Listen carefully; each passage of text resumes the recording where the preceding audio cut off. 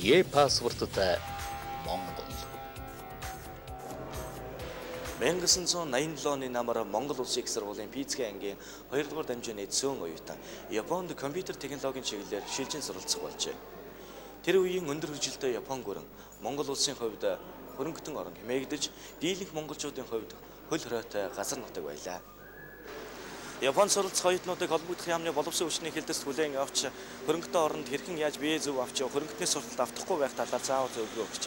Албаны түвшинд Японы агаарын тээврийн онгоцонд яаж сууж хэрхэн хооллох, Токиод очиод нийтийн бизнес газрыг хэрхэн ашиглах зэрэг илүү наривчсан мэдээлэл оюутан бүрт өгч байлаа. Мөн цаашлаад Япон хүмүүстэй харилцаа тогтоохгүй алхам тутамдаа сонол сэрэмжтэй байхыг амжилтлан захиж байжээ. Заавар авсан залуучууд жих орныхон даалгаврыг ягштал биелүүлдэг гэж. Гэхдээ л залуу хүн болсон хойно энд их осолдох зүйл гаралгүй л яв. Нэг удаа нэр бүхий 2 монгол оюутан сонин сэтгүүл худалдах гудамжны автомат машинаас эх оронд нь хоройтой нэгэн сэтгүүл авахар тохирчээ. Нэг нь ийш тийшээ харж хүн амьтан харуулданга автомат машинд хэдэн цоос хаягц, нөгөө нь нүцгэн хүүхний зурагтай сэтгүүлэг шүүрэн авч ойролцох гудамж руу яарангүй. Хөрөнгөтэй Япон харчгаад аюулаас хамгаалахад матчихвээ, сургуулаас нь хөөлгөчихвээ гэж болгоомжилсон тэр юмсанч.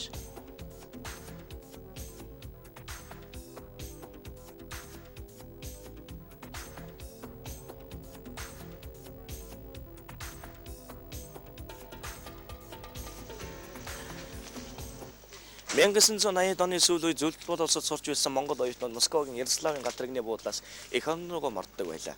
Москва Улаанбаатарын галтрыг оюутнуудын ойр зуурын эд хогшол ном сэлтэн ачсан том цаасан хайрцагуудад дөржихөн явах зайгүй болж Орос үйлчлэгч нарын хараалыг барж байдагсан. Гайгүй чемодан сайн чанарын гарц цүнх барьсан оюутан тун цөөхөн. За гайгүй 8 хийж арай нэг боломжийн нэг болсон нэг нь хар цагаан зурагт мебелор за мөн тойл ачуулдаг байсан бол за шинэхэн оюутнууд нь ганц нэг хайрцаг бох ойр зуурын ховц сунараар хамаатан садан ах トゥ нарынхаа гарыг цайлгадаг. Монголд юухан цөөгөөд ирсэн бусдын харааг булааж атаархлыг төрүүлдэг байлаа.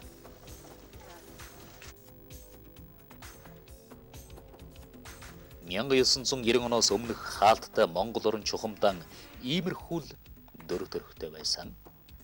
Социализмын жилүүдэд албан тушаалтнууд гадаадд явхад хамгийн дээд төвшөнд шийддэг. Тухайлбал Монгол ардын хувьсгалт намын төв хорооны шийдвэрээр явуулдаг байлаа. Ялангуяа хөрөнгөтөн оронд гарын хурунд багтах цөөн том дарга нар тэдний өрх хүүхдүүд шилэгдэн явах бололцоод. Бусад монгол хүнд ийм бололцоо бүрэн хаалттай байлаа. Эгэл монгол хүн хилийн дээс алхахын тулд өндөр төвшний хүнд сурталтай тулгардаг байсныг эрчлэх архивын нэгэн баримт энд байна. Монгол ардын хувьсгалдмын төв орооны нарийн бичгэн дарга нарын зөвлөгөөний 1985 оны 55 дугаар тогтоолоор зарим хүний гадаадд явуулахыг зөвшөөрчээ. Тухайлбал Улаанбаатар төмөр замын хэрэг эрхлэх газрын 1-р орлогч, хэлтсийн дарга ажилтан, гадаад худалдааны яамны референт нэр бүхий хүмүүсийг Бээжинд болох тээвэр гадаад худалдааны төлөөлөгчдийн зөвлөгөөнд оролцуулах, Москвад болох Азийн буддистуудын энх тайвны баг хурлын гүйцэх зөвлөлийн чуулганд тус байгууллагын ерөнхийлөгч ажилтнуудыг оролцуулахыг зөвшөөрсөн байна. Аж ахуйн болон шашны зөвтгөлтнүүдийн явж суухыг намын төв хороо ийм зөвшөөрсөн төдийгүй тэдгээрийн орчуулагчдын хүртэл нэр зан томилж байжээ. Ийм маягаар хуучин нийгэмд иргэд албан тушаалтнуудын гадаадд зорчих эрхийг хязгаарлаж явсан нэгний юу хийсэн хинтээ уулзны мөшгөж эх орондон ирмэгцэн ёс юм шиг элтгэх хууц бичүүлдэг байлаа. 1990 оны цагаан морин жил монголчуудын хувьд эргэлтийн ом боллоо. Өөрчлөлт, шинжилэлд уриалан дуудсан жах саал цуглаануудын үеэр янз бүрийн шаардлага тавигдж байсны дотроос нийт монголчуудад чөлөөтэй зорчих эрх олгох шаардлага ерөн улсын содон сонсдож учрын сайн ойлгоогүй зарим нь тэр үеийн дарга нартай адилаар өөрөө дуртай орондоо хүссэн цагтаа явах бололцоо нээгдэнэ гэдэгт итгэж ядан байсан гэдэг юм. Яг тэр эргэлтийн үед монгол хүмүүр гадагш чөлөөтэй явж болох тухай санааг анх хөндөж ийм боломж бүрдүүлэхийн төлөө тууштай тэмцсэн улс төрч бол Эрдэнийн Батүл билээ. Ардчилсан холбоо үйл ажиллагаа идэвхжихийн хэрээр бол нэг ялангуяа янз бүрийн газар, янз бүрийн байгууллагууд дээр тийм бүлэг дугуйлан зохион байгуулагдах хэлбэр рүү хүчтэй үйл явдал хөдөлсөн. За тэрний нэг нь бол гадаад явдлын яам дээр бол энэ Монгол орныг одоо арчлахын төлөө ийм одоо санаа зорилго өгөхий гадаад явны залуу ажилтнууд дугуйлан байгуулж. Гэхдээ энэ бол 89 оны одоо тэр 12 сарын ихэр юм уу та байгуулж ирсэн байт юм байна лээ. За тэр дугуйланг нь бол одоо энэ хууль зүйн дотоод хэргийн дэд сайд Сүхбаатар одоо энэ гадаад явдлын яамны консулын газрын дарга очирч одоо энэ гадаад явдлын яамны дэд сайд Баттөр эдэргээд залуучууд идэвхтэй оролцож тэр дугуйланг бол үүсгэн санаачилсан юм байт юм байна. Тэгээд санаж байгаа бол энэ гадаадд чөлөөтэй зорчих эрхийн асуудлыг бол анх одоо 12 сарын 11 ардчилсан холбооны анх дугаар цуглаан дээр тавьж ирсэн шаардлагууд дотор явагддаг. Энэ нөгөө нэгдсэн үндэсний байгууллагын хүний эрхийн конвенцийн чөлөөтэй зорчих эрхийг одоо хэрэгжүүлэх, тэр заалтыг хэрэгжүүлэх ёстой гэсэн ийм шаардлага бол анх тэр 12 сарын 10-нд тавигдчихж байсан. Зүгээр ийм хэмжээнд тавих, улс төрийн төвшөнд тавих ажил дээр бол миний хувьд нэлээд санаачлах гаргаж тийм ээ. Одоо оролцсон. Гэхдээ уг санааг анх гаргаж ирсэн улсууд нь бол миний түрүүний хэлдэг Сүхбаатар, Очирчов, Баттөр тэр гадаад яамны дугуйлангийн залуучууд. Ямар ч байсан одоо Хоршоо компани захирлаад анх тэр чинь Хоршоо гэж байгуулагдаж эхэлж илээ шүү дээ тийм ээ. Тэр 89 оны сүүлээр. Тэднийг одоо тэр гадаад явах бизнес хийхэд нэлээд боломж тавьж олгох ажлыг тэд нар хийгээд эхэлсэн байсан хоршоологчдыг. Одоо тэр үед л анх ганцгчд маань яг дөнгөж явж эхэлж ирсэн. Хоршооны тамхтайгаар гараад явдаг болсон. Гадаад яам дээр тэр гадаад явахтан зориулж нөгөө дотоодын иргэний паспортын завсар нь бол нэг тийм цаас авчулж цагаан цаасан дээр одоо тэр нэг ёсоор англиар бичсэн гадны хүнд харуулах учиртай тэр бичгэл байж л дээ одоо зорчих эрхийн бичиг маягтай юм гадаад яам анх гаргаж хэрэгжүүлсэн байна лээ. Тэр бол гэхдээ тэр бол нэг жоохон төвөгтэй байсан юу гэхээр зэрэг Монголын иргэний паспорт чинь бол англи хэл дээр байхгүй тийм ээ. Гадаадд очиод хэл шалган нэвтрүүлэх газраар гараа ихээр зэрэг нөгөөд чинь тэр хуудасаал үзүүлнэ. Паспорт бол байдаггүй. Ийм маягтай явж исэн. Одоо хожим их алтын хэлрийн хэрэг гэдэгт одоо нэр холбогдож хэлмэгдсэн жаргалсан байхан маань Монгол банкны ерөнхийлөгч болсны дараа засгийн газрын шадар сайд Гамболд жаргал сайхан бид гурав яриад монголчууд ингээд гадаад цөлөөтэй зорчих эрхийн асуудал нь бол паспортын асуудлаас болоод их төвөгтэй болчиход байна. Гадаад яам дээр очихоор мэдээж тэр бүх хүнд одоо чөлөөтэй зорчих эрх тийм асуудлыг гадаад яамд ангараа шийдэх ямар ч боломжгүй ирсэн тийм ээ. Иргэдээ чөлөөтэй зорчих эрхийг хангахын тулд бид одоо паспортын өөр шинэ одоо журам руу шилжье гэдэг мөнгөний асуудал нэгцсэн. Тэгэхээр Монгол банкны ерөнхийлөгчийг л одоо ятгах байгаа хэрэг л байгаа бол битээр тийм ээ. Мөнгө гаргаж одоо энэ паспорт хэвлүүлээч. Паспорт гэдэг бол өөрөө бас их том үн цаасны төрлөлтөө. Тэгээд тэр паспортыг бас тусгай газар хэвлэн тийм ээ. Хамаагүй хэвлэхгүй тэр чинь ер нь л мөнгөн тэмдэгттэй адилхан тийм их чухал баримтчиг л дээ. Би зүгээр эндүүрээгүй бол эхний ээлжинд нэг 400 мянга орчим ширхтийг хэвлүүлж авцарч ирсэн. Одоо яг энэ англи монгол дээр бичсэн тийм ээ. Яг тэр Монгол банк чинь тэр үед нөгөө бас мөнгөн тэмдэгт солигдчихлээ шүү дээ. Тэгээд нөгөө тийм нөгөө нарийн зүйл үйлдвэрлэдэг үйлдвэрүүдтэйгээ бол одоо үйлдвэр нь тэр англид л сонголт хийжсэн шиг юм. Англид хэвлж авчирч байсан шиг санагдчих.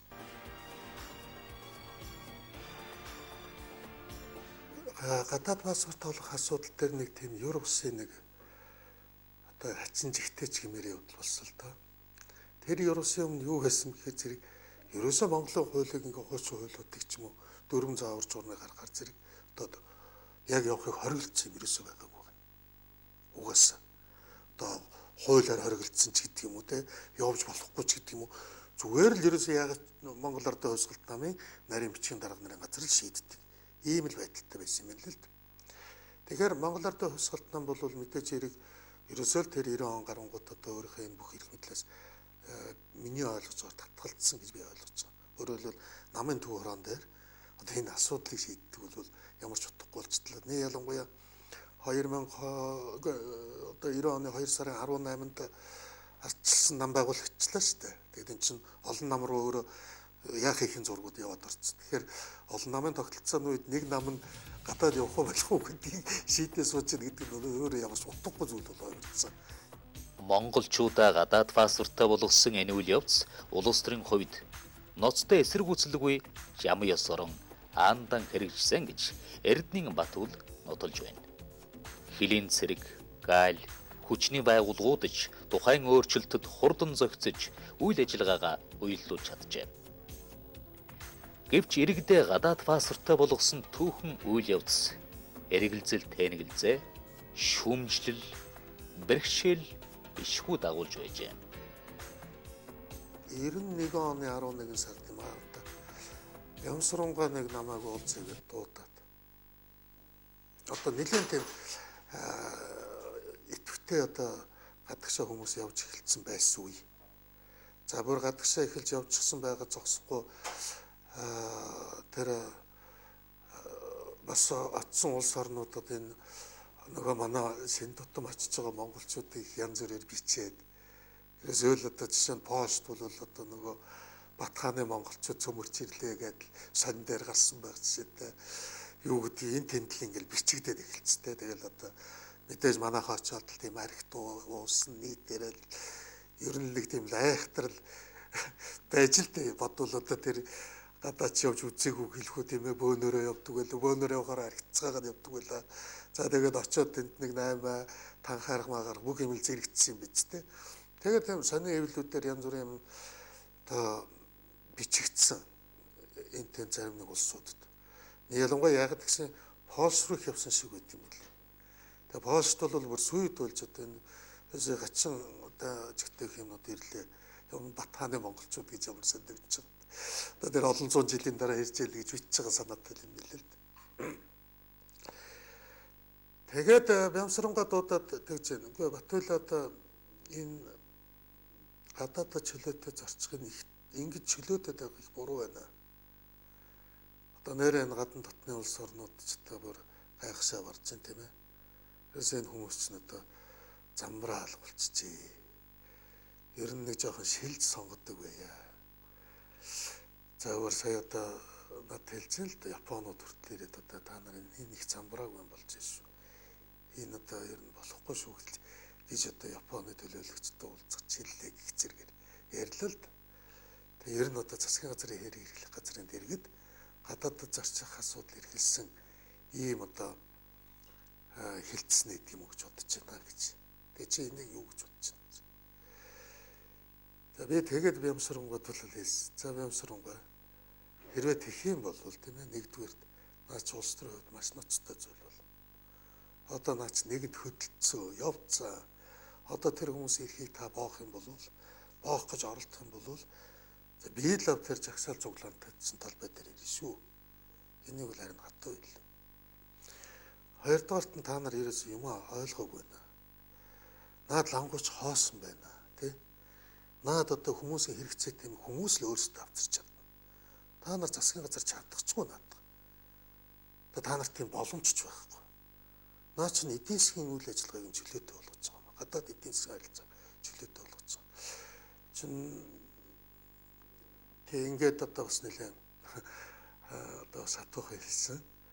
3 дугаарт нь та наад энэ ажилгүй байгаа энэ олон мянган хүн нөгөө 90 онд чинь гинтгийн эдийн засаг унаад ерөөсө хавтгаад ажилгүй бол үйлдвэр аж ахуй бүгд л зогслоо шүү дээ үндсэндээ чинь. Яах юм та энэ олон мянган хүн. Энэ олон мянган залуучуудаа яаж барих гэдэг юм бэ?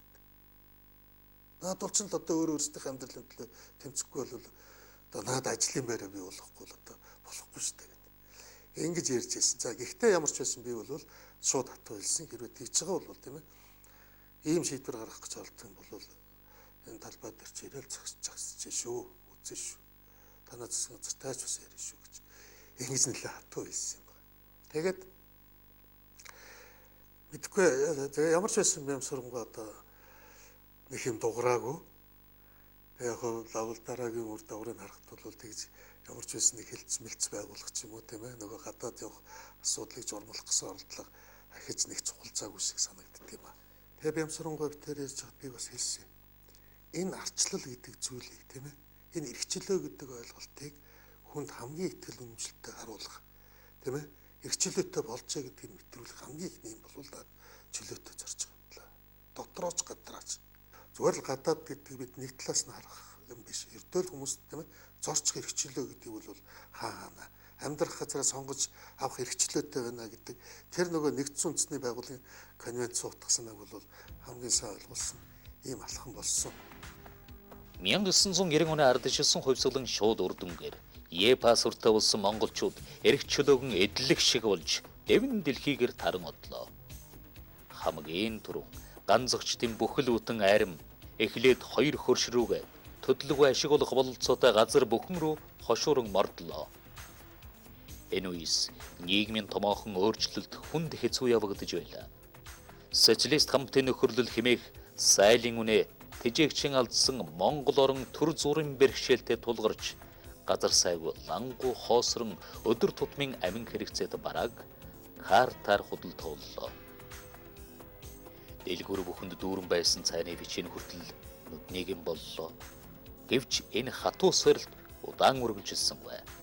Төдөлгүй лангу дахиад дүүрч юмтай байсан социализмын үеийн хэсч элбэг төдөөгүй хамаагүй илүү сонголттой боллоо. Үүнийг жасран засгийн газар бус пассворттой Монгол наймачид хийж чадлаа. Монгол орн 90 онд арчилсан өөрчлөлтийн замын ихэн дээр гарч байх үед нь олон чухал асуудал тулгарч байсан л да. Тэр бүхнийг шийдэхэд зарим нь их төвөгтэй эдрээтэй ч асуудал олон байсан. Тэгэхдээ энэний дотроос нэг зангилаа асуудал нь Монголынхоо иргэдийг гадаад паспорттой болгосон.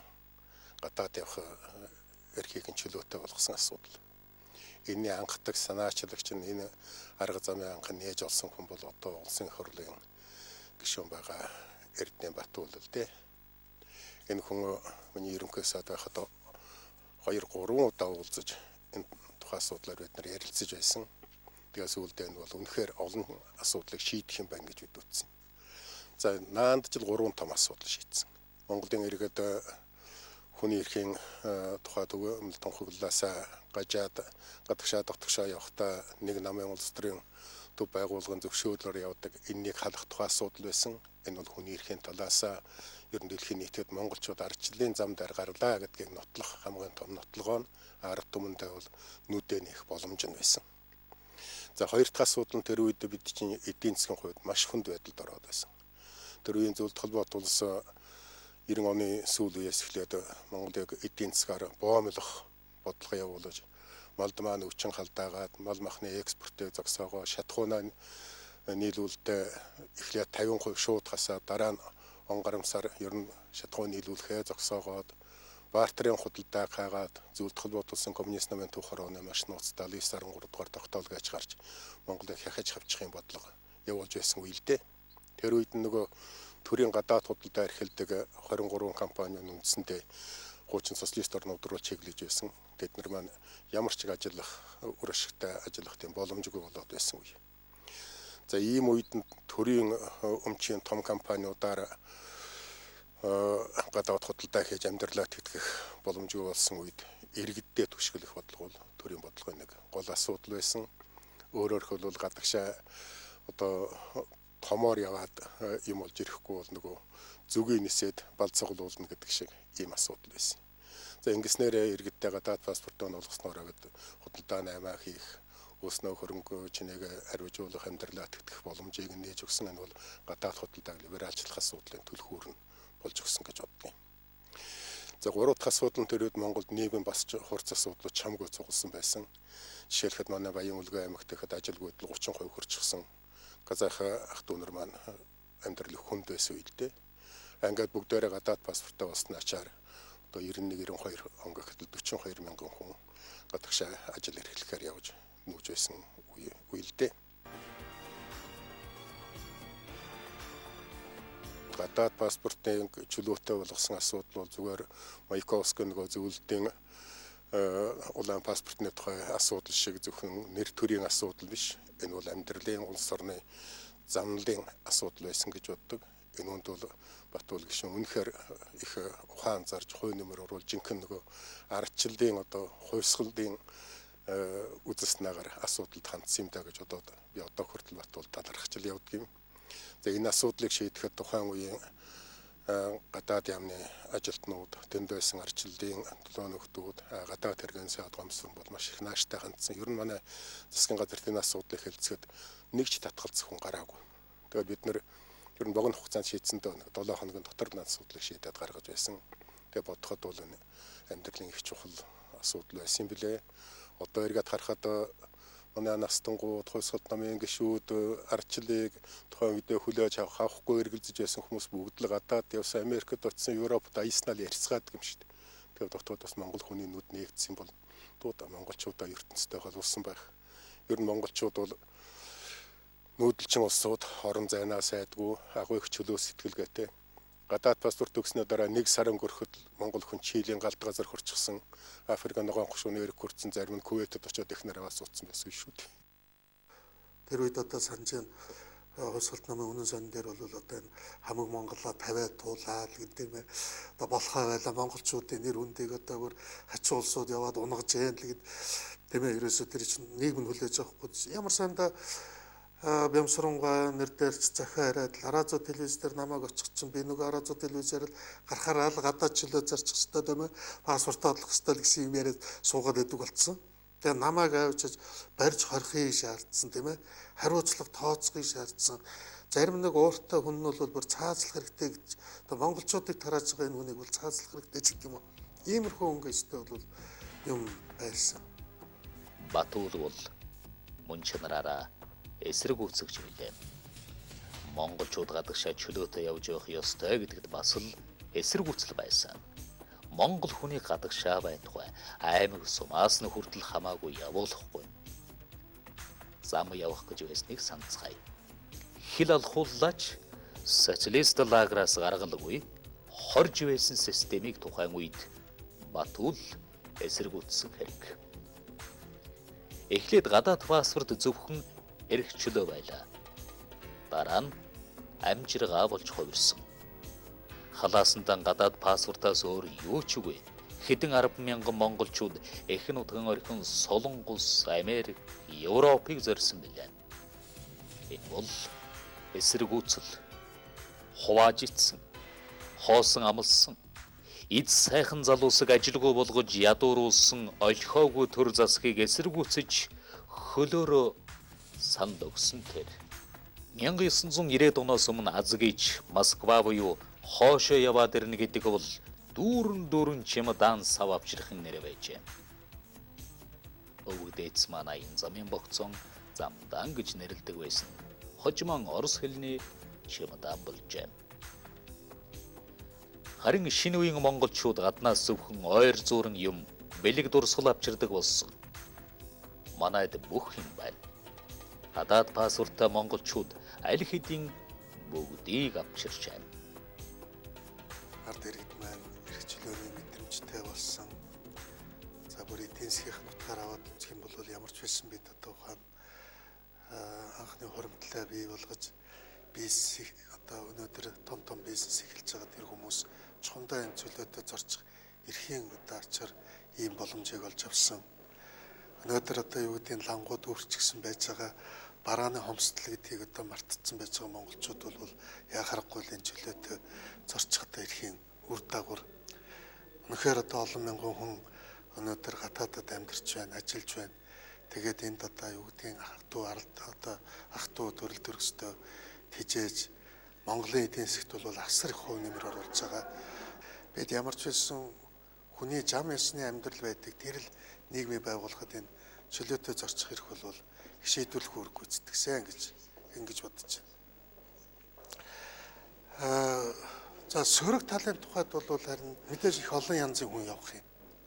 Ялангуяа очиод бол одоо юу гэдэг монголчуудын нэр хүндийг гутаасан үйлдэл хийж байгаа тийм одоо хүмүүс бас их явсан нь бол нэрэл олон түмэнд бол их таагүй сэтгэл төрүүлж ирсэн. Жишээ нь бол юу гэдгийг Солонгост анх монголчууд очихд бол солонгосууд жигтэй хэн баярлж одоо монгол хүн гэхээр зэрэгэл их л тийм одоо халуун дотноор хүлээж авч бид чи үлээ угсааны гаралтай ч үлээ гэсэн ийм л байсан. Өнөөдөр олон жилийн дараа эргээд харахад солонгосууд байгаа монголчууд гэдэг нэг юм хэрэг төвөг тарьсан хичмээр юмнууд маш их гарсан. Тэр нэг нэр хүндийг унгасан байх жишээтэй. Ийм харин нэг жоохон хариуцлагагүй юмнууд бол хийгддэг. Нэг ялангуяа одоо юу гэдгийг бүр одоо гэмт хэрэгтэн, эрүүгийн гэмт хэрэгтэн, рецидив гэмт хэрэгтнүүд бол одоо энэ гадагшаа гарч тийм ээ тэнд байгаа монголчуудаа зовоох нөгөө нэг муухай жайгсараа амьдарч монголчуудын нэр төрийг унгах иймэрхүү үйлдэл хийсэн бол бас л энэ бол яг нэг чөлөөтэй зорчих хэрэг нэг сөрөг тал юм уу л гэж байж байгаа болвол тийм нэг юм байгаа болов уу гэж бодож байна.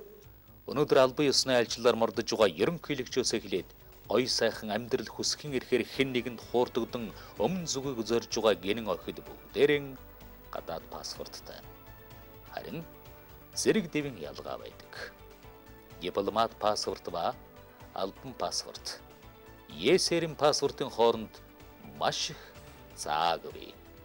Үнэхээр шудраг бус. Гэхдээ энэ Батүлээс хамаараагүй.